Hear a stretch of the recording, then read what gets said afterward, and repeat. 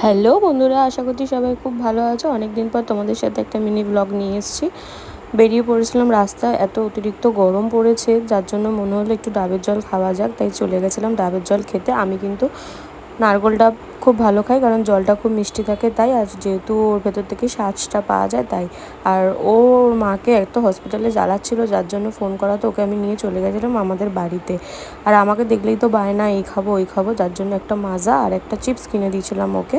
এবার বাড়িতে গিয়ে তো অজস্র ঘাম হচ্ছিলো, মানে এত অতিরিক্ত গরম, মানে গরমটা খুবই পড়েছে। তোমরা সবাই জানো, সবাই সুস্থ থেকো, সাবধানে থেকো, জল খেও আর শরীরকে হাইড্রেট রেখো। তো তারপরে ও তো আমার কাছে দুপুরবেলা ভাত খায়।